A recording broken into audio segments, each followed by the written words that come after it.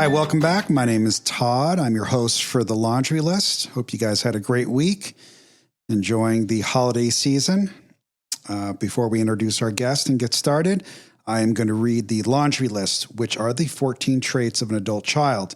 These are the characteristics we seem to have in common due to being brought up in an alcoholic or dysfunctional home.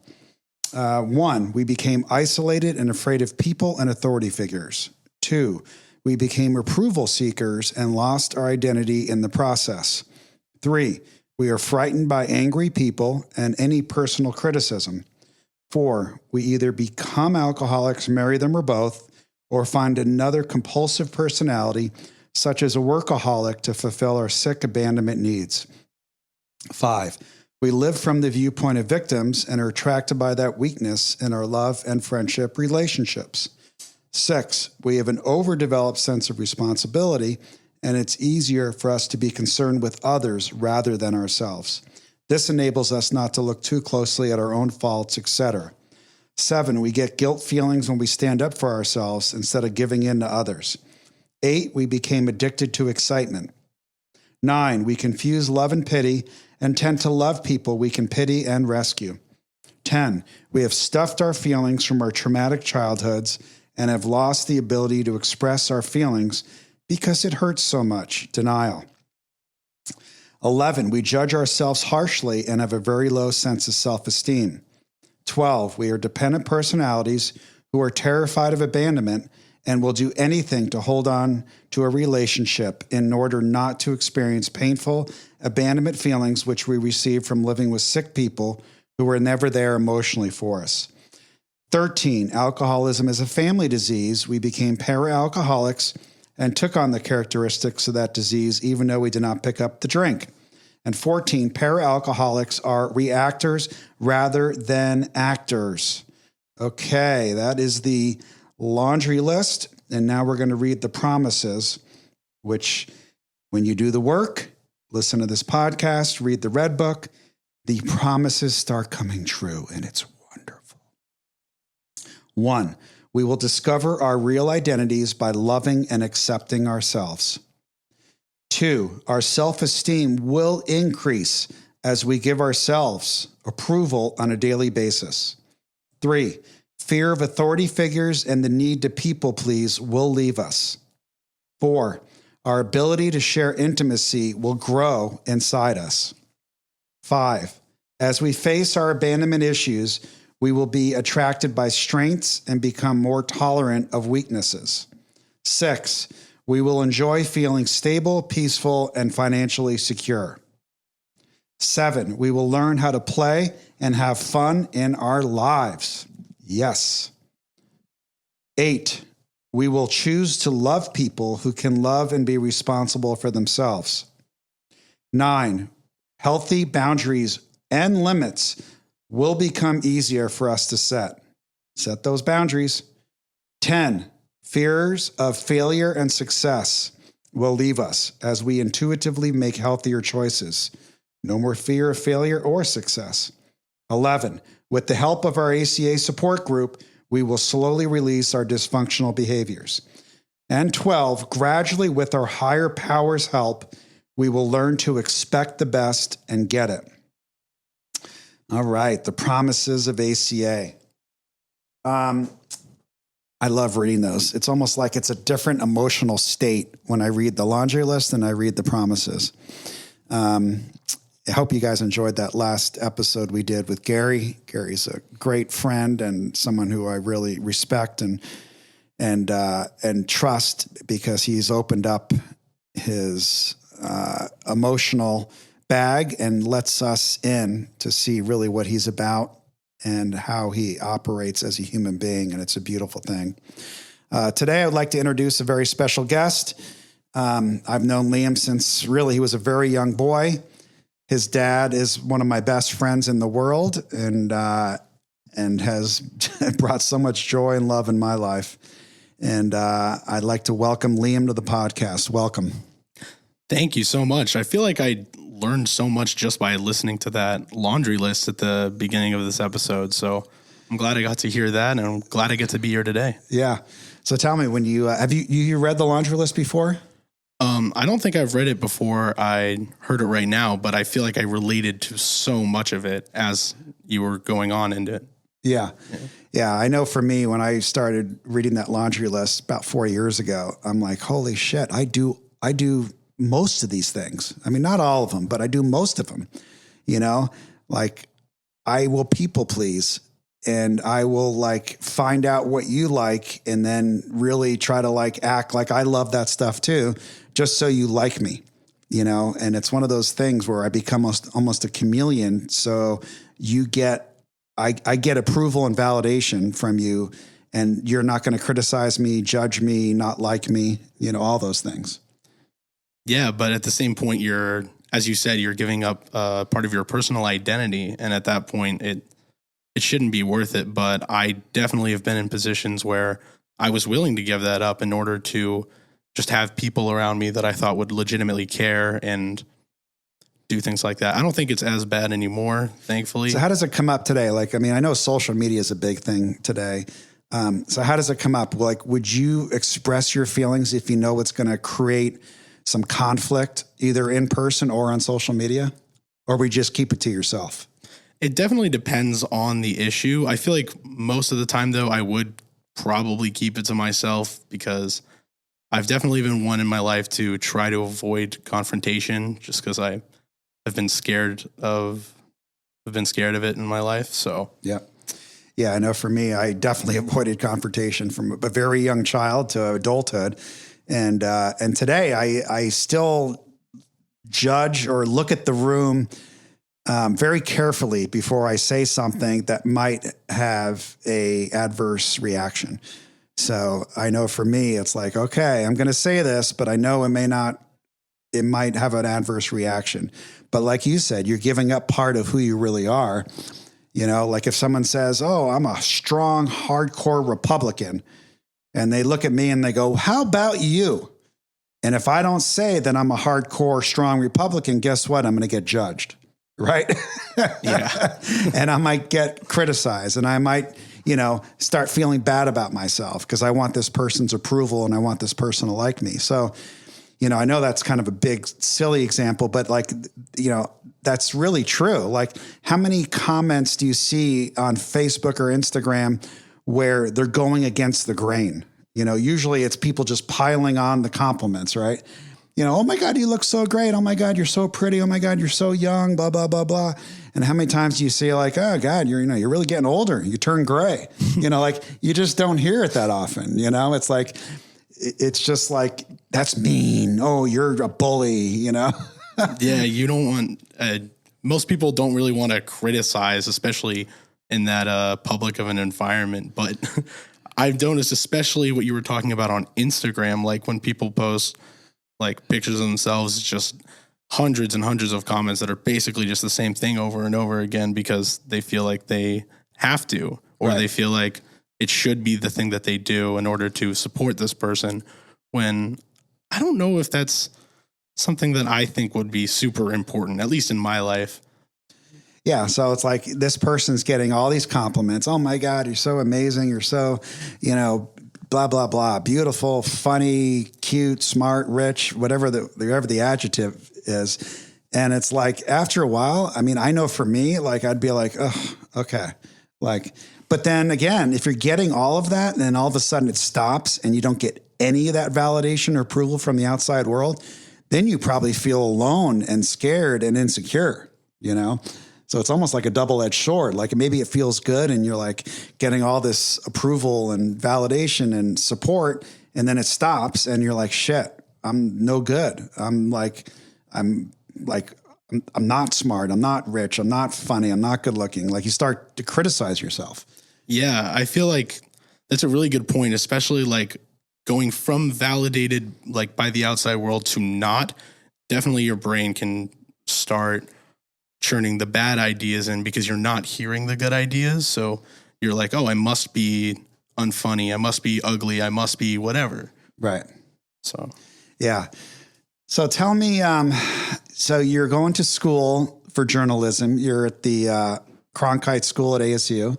That's right. So tell me what motivated you to get into that and go down that road. Yeah. So I've had a very interesting college journey. I actually originally started at NAU, Northern Arizona University, and I was studying choral music education. So I was going to be a choir teacher. That was my path up there. And then 3 months went by. I was like, this is not the place I need to be. This is not the people I need to be around. And I came home 2022, the next year. I was doing a bunch of auditions to try to be a musical theater student because I was like, I want to perform. That's what I want to do. And I ended up not getting into any school for musical theater. And I was like, okay, it's time. I've got to pivot. And I was like, okay, what do I enjoy to do? I enjoy thinking about and watching and talking about sports more than anything in the world. So I love hanging out with you. Exactly. One of the reasons. And so I was like, if I can find something that I can use sports and particularly sports talk. And that's when I started looking into the ASU Cronkite program. They have a very good sports journalism program, like even like nationally considered a very solid program, even though it's in Tempe, Arizona. It's not considered the greatest overall school, but it's a solid program. And I've been there now for a year and a half. I just finished my third semesters and I got straight A's actually. So congratulations. Thank you so much. I'm really proud of that. I had to work really hard to get that. So yeah. And plus you're doing some outside work too. I mean, I know you cover a women's volleyball team. You have some internship work going on. It's like, so you're doing stuff and you have a job part-time. So it's like you got a very busy, full life right now. Yeah, absolutely. I've been very busy. I work as the dishwasher 2 or 3 days a week. I've been covering that Gilbert Classical Academy. It's a girls volleyball team. Covered them this fall, and right now I'm on the ASU women's basketball coverage team for Inferno Intel, which is a group at ASU, and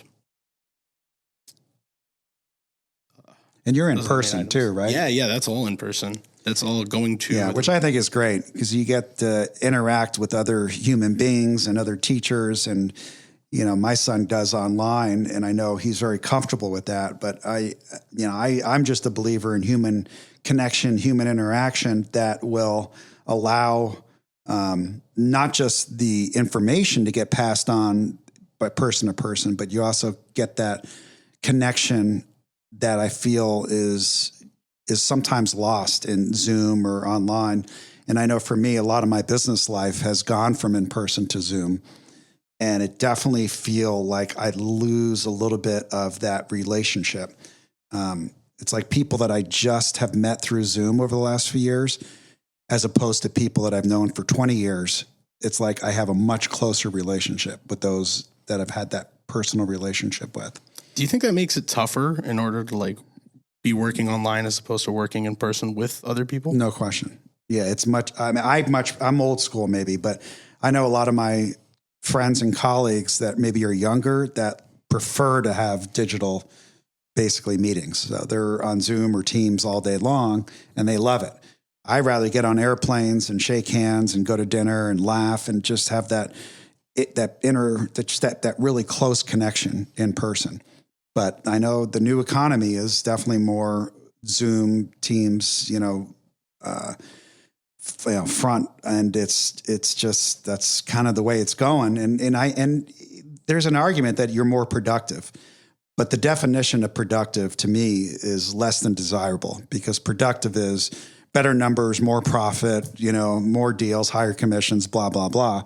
To me, I'd rather have a deep connection with somebody and have numbers that maybe aren't as high and commissions that aren't as high because I feel closeness to that person, get to know them a little bit better. Yeah, absolutely. Focusing on the important parts of that relationship as opposed to maybe the ones that you could let slide a little bit more. Yeah.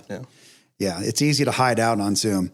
You don't have to really get to know somebody in person when you're on Zoom. It's like a buffer. It's a feelings buffer. It's an escape.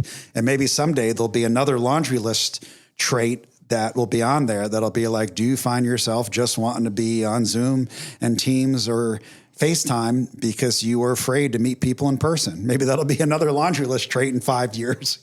Yeah, that would not surprise me, actually. I think that ever since COVID happened, so many people, I feel too many people have just been so comfortable being in front of their computers for work, fun activities, like anything, like, and just waking up, sitting at your computer. Yeah, you don't have to get out of your jammies, Exactly. It's like, hey, you smoke a little weed, you maybe, grab coffee, hang out with your dog, and then boom, you're just in front of a screen all day, and it's like, that's my life. And there's no separation from work and home. So you have that kind of always with you as opposed to being able to leave work somewhere else. Yeah. So those of our listeners, I'm sure some of the folks out there know Ron Hamm, who again is my best friend. So Ron passed away about almost a year ago. And when I look at Liam, I see so much of Ron in different ways and characteristics. But this is a question for you, Liam. Where do you see your dad's traits in you? And I know that's a hard question because sometimes it's hard for us to look at ourselves in a mirror. And then I can tell you kind of where I see, your dad living in you. But to me, Ron is still very much alive and very much here. And he's in my consciousness on a daily basis with my son. And him and Grayson are constantly an influence and a force in my life. So where do you see your dad, the characteristics in your dad coming out in your life? And then I'll tell you where I see it. Yeah, that's a good question. I would say some of the primary places would be I adopted a lot of my sense of humor from my dad's jokes. I remember like my whole life he was always like on the phone, like making people cracking up himself, just always had the funniest stuff. I don't know if you remember the Ronisms pillow that has like the 15 slogans or whatever that my dad said all the time. I definitely have stolen some of those. However, it is definitely not all positive. I know I have some of the same shortcomings as my dad. I definitely got addiction from my dad. I definitely got like food problems and stuff like that from either like my dad's genetics or just watching my dad like kind of misuse food in my life. And I kind of learned to do that also. So there are definitely more, but I think those are some of the primary ones. Yeah, and I agree with you. I see some personality in you that's Ron. I see you're being comfortable around people, your level of excitement. Like I know when we went to that World Series, like you could just feel your passion and energy radiating from your aura. I would say your love for family. I see you with your siblings and even Goose, your dog, and your mom. And it's like I see your love for family, which your dad always had such a strong love for his family. I see like knowledge, like your dad, maybe didn't have the sports thing necessarily, but like when he had passion or knowledge about something, like he would love to talk about it, and clearly the humor thing for sure, without a doubt. And then, on the negative emotional side, yeah, I mean, I don't know you well enough to opine on any of those, but with those you mentioned about your dad, it's like that's where some of the beauty came in with my relationship with him, because I got to know the real Ron because he dealt with some of those darkness and demons that he dealt with. And because he dealt with some of those things that we went to 12-step groups with and therapy and just had one-on-one meetings, we really got to know each other on a deep emotional level, and not on a visceral surface level. I mean, it's like we dealt with abandonment issues. We dealt with alcohol and food and drugs and isolation and depression. And by talking about those things together, we helped each other lift ourselves out of that spot, but we also got to know each other and built a level of trust and safety that was just like no other. And it was hard for me to do that with other people, but your dad made it very easy for me to do that. He made me feel safe. He made me feel loved. He made me feel important. I mean, I remember one time I got into a fight with my ex-wife, with Julie, and this is when we were in the Arcadia house. You guys were in your Arcadia house, and I got into a big fight with her, and it started off with just throwing like a piece of food at her, and she threw a piece of food back at me. And it literally got to where it became aggressive, and I was like throwing bags of food on her, and she was throwing bags of food on me, and it got hostile and aggressive. And I left the house and was driving, and I don't know where I was going, but I was driving, and I called your dad from the car and told him.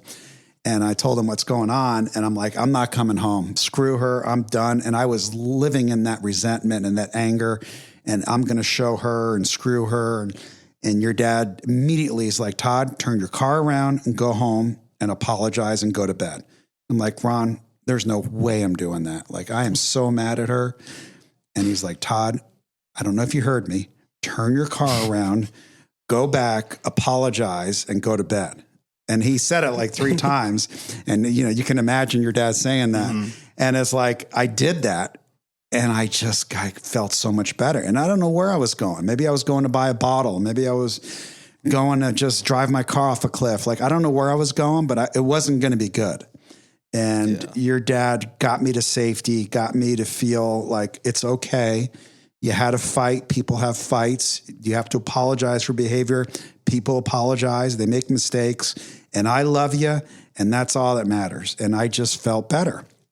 So your dad just had this innate ability to make myself feel a part of, loved, safe, and embrace my vulnerability and that part of me that I was trying to hide from the outside world, you know. And that's what I loved about your dad. It's like, I used to be ashamed to be sober for so long, for years. And your dad would be like in the middle of a restaurant and be like, yeah, Todd doesn't drink. He's sober. No shots for Todd, you know, like in a joking way. And I'd be like, holy shit, like, should I be mad or should I like thank him for that? And after a while, I'm like, God, I just love that he can be so open and honest and not give a shit what other people thought, you know? Yeah, that is definitely a special skill. That is one that he had. I remember he would like kind of on the topic of what you were talking about when you called him when you were on your way out of the house. Like, he would always say something like, I don't know if you understand the words that are coming out of my mouth. Right. Yeah. I heard that a lot. Turn around, go home. Yeah.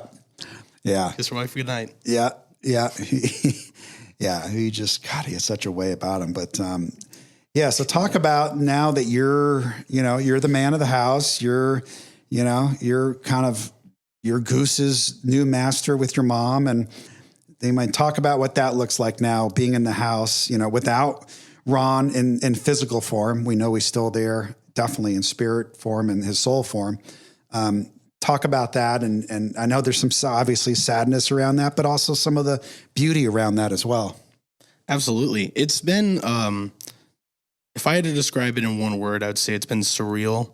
Just kind of learning to accept it and trying to, just come to grips with the reality of that. But in terms of particularly of being the man of the house aspect, I remember actually it was the day of Grayson's funeral service over at your house. Do you remember Ross Dye, chiropractor? Mm-hmm. He walked up to me that day when, like, after we were walking out of your room, and he said, hey, you're the man of the house now. I don't know if you recognize that, but you are. And I remember like sitting in the car on the way home after hearing that. And I was like, I really am the man of the house now. Like he was dead serious. And I didn't even consider it until this point. And it had been like over 2 weeks at that point. It's just been surreal. And then my younger sister moved out. So now it's just been my mom and I at home. And I've spent a lot of time with her, and I know that she misses my dad very much. But I feel like she gets to hang out with my dad in some way when I hang out with her, because there are a lot of things where I'm very similar to my dad. So I feel like she does enjoy spending time with me, like, because of that reason also, like recently. That reminds me of I listened to a lot of Anthony DeMello and Sister Shivani, who your dad listened to a lot of Anthony DeMello as well.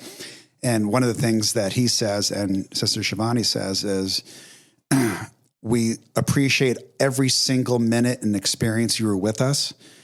And this is talking to our loved ones that have passed. We know that you will always be with us, always. But we will get on with our lives. We will love each other and we will take care of each other. And we know that you will always be with us together, but we will move on and be present for the loved ones that are still in physical body and alive today. And that's a beautiful, saying in prayer, because, I could get stuck, and I've talked to your mom about this. I could get stuck in the sadness, in the guilt, in the not accepting of the actual experience that happened, and which just leaves me stuck and not present for the people that are still here that love me. Yeah. I mean, I could sit there in my bed and just cry all day that Grayson's not here.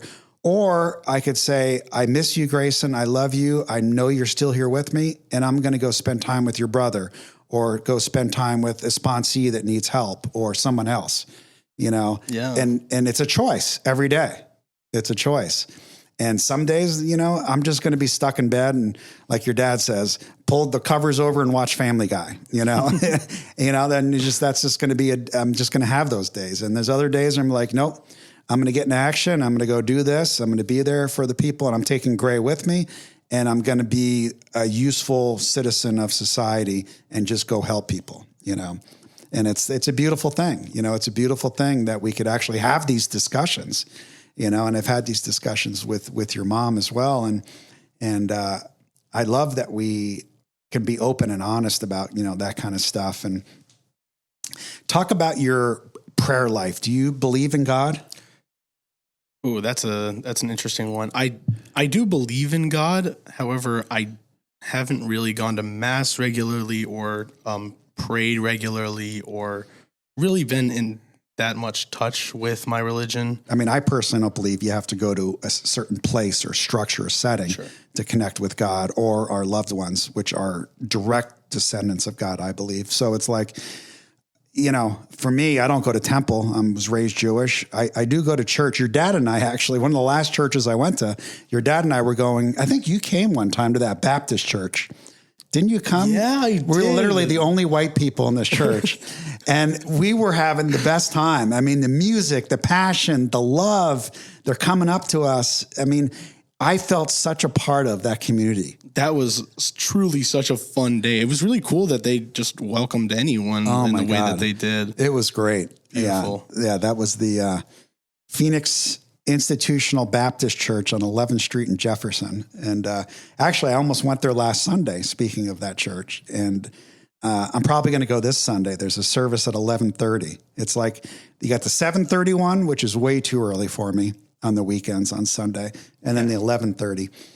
And they got a full band and a pastor that rises up literally from this from the ground. Yeah. And it's I don't know. One of the most enthusiastic audiences of any mass I've ever been to in my whole life. Yep. Celebrating everything the pastor said, everything the music did. It was really great. Yeah, it's amazing. And I'm gonna definitely start going back there. I've been talking a lot about it lately and having those memories. Actually, even looked it up on Yelp and Googled the other day just to look at the pictures of the church. But it's got the energy for sure. But I have friends that go to temple and different types of churches and 12-step meetings, and sometimes I find my best connection with God and Grayson being just me laying down in meditation and just connecting with them. That's in my bed, on my floor, on a chair, and just not having to go to a certain type of structure or program to get that connection. I'm not really someone who has meditated much in my life, so I'm just curious for you, what do you do when you are going into a meditation when you want to do something like that? So I envision, usually I envision Grayson, my 8-year-old self, Jesus, your dad, and Bond all holding hands on a beach in Kauai. and having the sunlight just hit our bodies and our faces to where we're just like radiating like sparkles, and just feeling that love come into our bodies and coming into our hearts, and just literally not having verbal communication, but having emotional communication in a big way, and just feeling that love and that support and that like beauty. And I just dissolve into it. And sometimes Gray will take me, up into, the spirit world, and I connect directly with God, which I'll feel this presence and energy up there in space that literally is so beautiful and light that sometimes like I don't want to come back. It's so beautiful. And so usually that's where it starts. It starts with like us together in a circle, holding hands and just connecting at that love of us, emotional connectedness. And it just goes from there. And sometimes I don't know where it goes. It just goes all different directions, but it usually starts there, and it goes 15 minutes sometimes. And sometimes it goes 3 hours. Wow. I mean, I'll look at the clock. I did one the other day. I did one on Saturday, or maybe it was Friday. No, Thursday. It was Thursday of last week. And I looked at the clock. I'm like, holy shit, that was like an hour and 20 minutes. So sometimes I just have no idea how long it's going to be. But I just know that I am connected for sure to Ron and Grayson, Jesus and God. And that energy that they are at this present moment, I am tapping into and connecting with, and it fills me up with love, confidence, support, validation, and just a feeling of like tinglingness and beauty throughout my whole body. So it is a beautiful thing. Everyone has a different way of meditating and praying, but that's just kind of mine, and I don't have to go to a church or a temple to go do that. I can just do that sitting in a bed or a chair or outside. Yeah. And then seeing just God in beauty. I mean, it was, this morning I saw a massive hawk fly over my house. I mean, not a hawk, a owl. I don't know what kind of owl, but it must have had a wingspan of probably 5 feet. Whoa. And it was just flew right over my house. And I'm like, I feel God. I feel the presence of something way greater than myself, So I just never know where I'm going to get those messages or gut kicks or, and I don't know if you see these things in your life that are, you can call them serendipitous, or you can call them coincidences, or you can call them God, but where you see your dad show up in your everyday life. Yeah. That's something I've definitely thought about more and more as this first year has gone by, especially like I know my mom finds him in sunsets, finds him when the hummingbirds pass by our feeder, when there's a multitude of things. For me, I guess whatever reminds me of like a memory I have with my dad, or like a moment where I can be like, oh yeah, that was a great time. I really miss my dad. Mm-hmm. That's more so what it is for me, I would say. Yeah. Talk a little bit about what are some of your goals and aspirations, maybe in your career, but also in your personal life going forward. Yeah, that's a good question also. I think in the future, I do want to become a professional sports journalist. This is the path I want to go down, the one I'm taking right now. And I'd like to either be a writer, like a sports broadcaster on television, maybe even a podcaster, because I've definitely thought about that before. Not sure, some kind of creation in the sports realm is something that I would want to do career-wise. But personally, I do want to have a family someday. I've thought about that a lot recently, but I think my decision is I do want to have a family. I want to have a wife and kids that I can be proud of and look back and be like, I really did something good. Mm-hmm. Yeah, it's hard to put in words because it is so nonverbal, but there is a sense of completeness, wholeness, love, energy around a family, even in the dysfunction, actually probably more so in the dysfunction. because then we can kind of poke fun and make fun of that. Like I know in my household growing up, it's like you need to have thick skin to be in our house. Because me, Gray, Bond, and Julie would we would banter with each other, just like your dad did, banter with each other. And we took it all in good fun, and we couldn't take it seriously. Because it wasn't serious, but you couldn't because you'd be hurt all the time. Yeah. So you got to take it as love. And my good friend Jim Tazarak, who passed away about 6-7 years ago, he used to always say, in AA, banter is our way of saying we love you. We love you. And the more we bantered, like in our household, the more I felt a complete level of connection, support, and love. Whether it was Gray giving it to me or Bond giving it to Julie or whatever, it was like a complete connection with all of us. Like something and you get that in understood. family. Yeah, exactly. You get that in family. And I was going to say also the dysfunction you were talking about, that's what I feel like almost makes a family real. You know what I'm saying? Right. Like makes it unique. It's not the Waltons or Little House on the Prairie. Yeah. It's like, there's yelling and there's throwing and there's crying and real there's, issues. And there's feeling the feelings. And, so that's great that you want a family and have a wife. And it's great that you have a direction in your career, which is wonderful. What else? Like what other types of hobbies or things that really kind of light you up and that you love? I mean, sports, clearly. I know I'm not studying music or musical theater or anything like that anymore, but I definitely want to be in some form singing or performing, even if it's like a community theater or like a community choir or something like that. I definitely want to put myself back on the stage because I know that I've always been really happy there. Like I haven't been able to truly do that, truly be on stage since February, March of 2020. And that's almost 4 years ago now, 3.5, 4 years ago. So I definitely want to get back to performing in front of a group of people because I know I have that ability in terms of singing. I just really want to be able to showcase it again.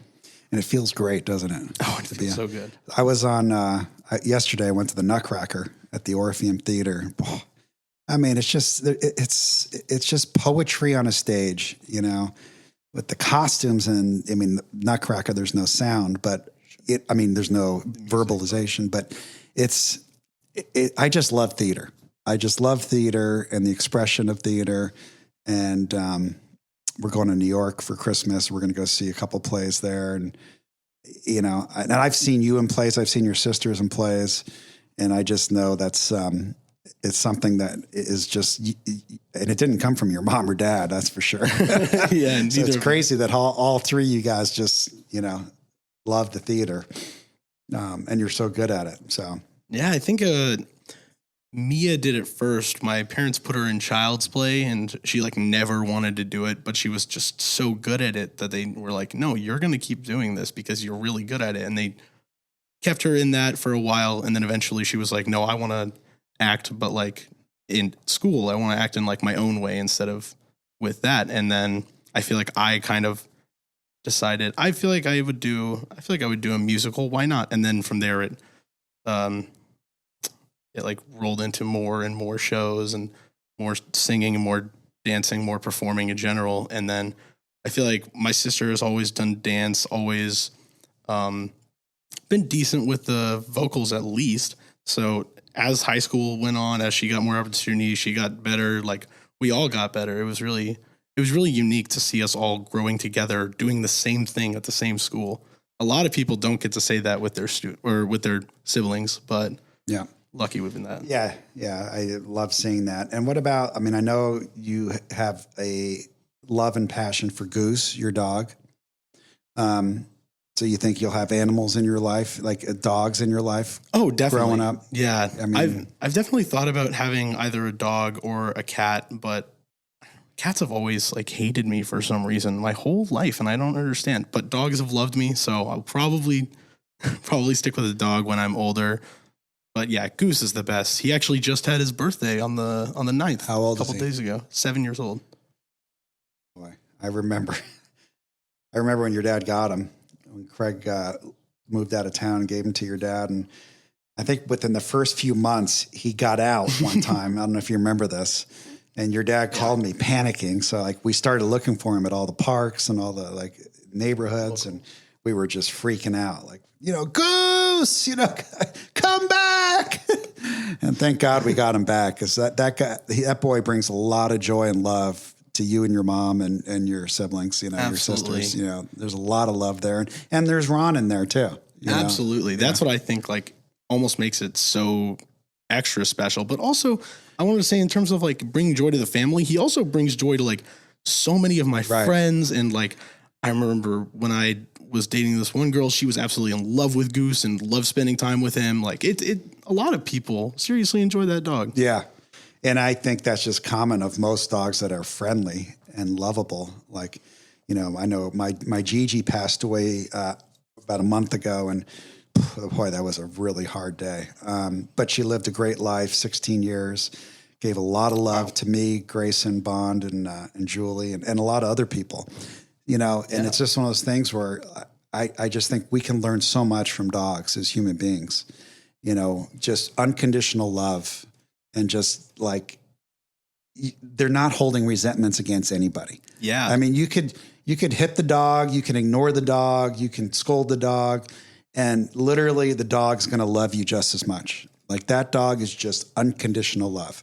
There's no conditions, and I think we can just learn a lot from just softening ourselves as people and as humans, and just becoming more dog-like, Yeah. Like accepting that people will make mistakes and stuff, and you still got to be there for them. Yeah. Regardless, because you care and you are. And they're not judging them. Like, Goose will go up to anyone at a park and love them.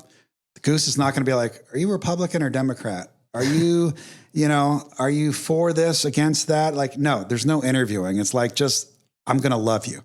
Yeah. And love me back. Just like, let's just, and it's like, I have 2 little puppies now that are 14 weeks old, and boy, they just get so excited when people come in that door. Like, oh my God, there's people. I love you. I love you. And it's just great to see their energy and the people's energy when they connect, when that energy happens, Yeah, absolutely. And I think, not to compare like Goose to God or Jesus or anything, but there's a teaching I know in the Bible that Jesus basically says, love one another as I have loved you. Like the way that he loved unapologetically, loved all, regardless of what they said about him, what they did. Even the people that are crucifying him, he's loving him like he would love his mother, Yeah. He loved everyone the same, he just unconditional love. And I think that's a great analogy to dogs, it's unconditional love. And I see God in my dogs for sure, without a doubt. I see Jesus everywhere, and people helping people and just not expecting anything. You know? Yeah, seeing that love be paid forward is paying it forward. Well, what else do you have for us, Liam? Anything else you want to part with us before we close it out for the holiday season? My Phoenix Suns are getting Bradley Beal back tomorrow. That's what I see against Golden State. National television. Yep. Yeah. Finally seeing that big 3. Yeah, it's going to be interesting because you can't double team 3 players on the court. Yeah, don't have enough. They'll double team. I don't know, probably Booker and Kevin, but I leaving think 2 guys open then. Yeah, so it's a good spot to be in. Yeah, I think we're going to be in decent shape. Now he needs to get in rhythm, and the chemistry needs to happen, and we need to stay healthy in March, April. But I think it's going to be an exciting year for us for sure. Yeah, it's definitely been a big year trading for both Durant and Beal in 2023. So hoping you can make something of that, because we had that finals core and then ended up giving it up for this. So hopefully, fingers crossed, this team can get itself back to that finals that it went to in 2021. Yeah, there's a lot of good teams out there this year. A lot. Except San Antonio. Which is crazy, because I've watched a bunch of highlights of San Antonio, and it's like they don't look that bad in the highlights. No. Of course, it's all, Wemby and like his highlights, but, he's clearly going to be an unbelievable, legend player. But absolutely, he's going to be a superstar. But those Spurs, I think they've dropped 16 in a row. I don't know how it's And possible. the Detroit Pistons have also dropped 19 in a row, I believe it is. Yeah, I haven't watched So the Pistons, but San Antonio does not look like a team that's dropped 16 in a row. Yeah, You know, no, I agree. They look like a team that maybe is 8-8, 7-9, They don't look like, but obviously a lot of close games and but they're building for the future. Yeah, they've still got a young core. They've definitely got a few more years until they're really embarking on contention with Wemby. But once Wembanyama is in full force, we're not going to want to see that. How tall is he really? I hear like a lot of different things. So I think he's listed at 7'3", but in reality he's 7'4" without shoes, which is terrifying. And his wingspan is just enormous. 8'1", I believe it is. So like basically, Durant from 3 falling back like at 6'10" or 6'11", he could block that shot, right? Coming out from 6 feet, 5 feet. He might be one of the only people in the league who has a long enough wingspan and a tall enough body in order to actually get to Durant's release point. Yeah. Yeah. And that's scary. It's like seeing Kevin Durant, but if he was 5 inches taller and had the potential to be one of the best defenders in the world. Yeah. And he's French, right? He is French. How old is he? He's 19 years old. Whew. Unbelievable. If he stays healthy, he's got 20 years in this league. Absolutely. Yeah. And with the medical advancements and stuff, like we see LeBron playing at a superstar level in his 21st season. So who knows? Maybe in years we could see people playing 25, 30 years if the medical advancements allow them to. Yeah, and they'll just play less minutes. I mean, Chris Paul's going to play into his 40s, and he's just not going to play 40 minutes a game. He's going to average 18, 17 minutes a game. Yeah. Right? So, and use him in that bench role as opposed to like the number one star in your team. Right. Yeah, absolutely.